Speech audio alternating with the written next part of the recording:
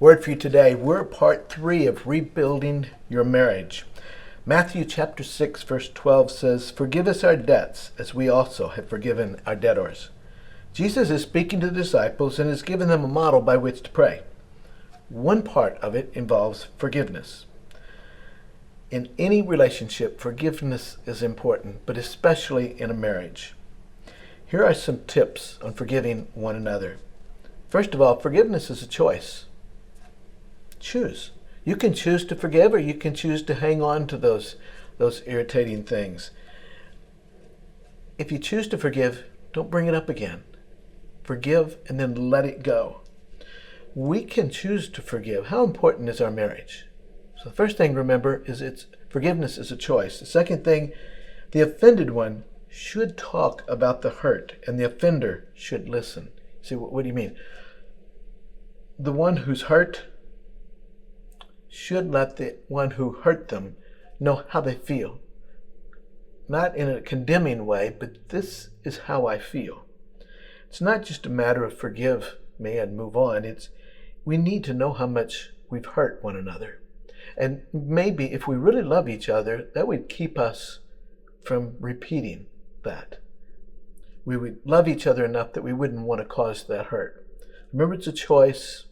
Listen to how what we've done have hurt the other one. The third thing, don't dwell on the infraction. Don't keep on replaying the incident over and over. Deal with it and then move on. If we keep playing it over and over in our mind, that means we haven't forgiven. And then the last thing, give it time to heal. Just because one side asked for forgiveness, the other side said okay, doesn't mean that the pain is gone.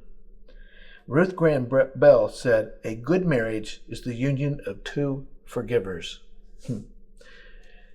Corrie ten Boom told of not being able to forgive a wrong that was done to her.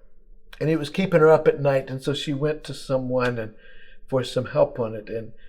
And this man says, up in the church tower, there's a bell, and there's a rope hanging from the bell.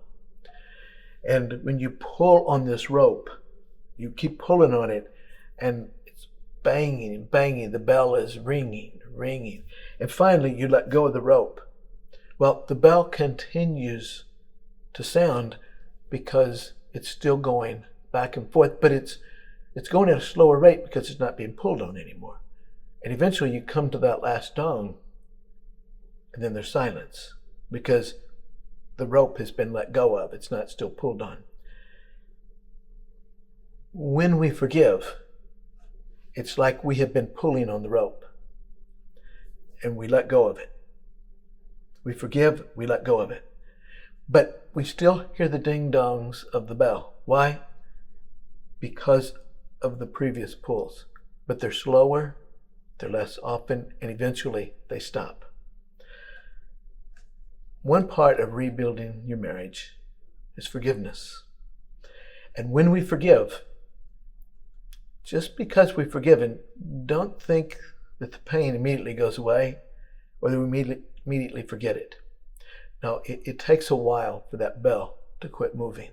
It takes a while for us to quit dwelling on it. So give each other room, give each other time to heal. But forgive. Forgive and then give time to heal. Is there anything bothering you about each other? Let go.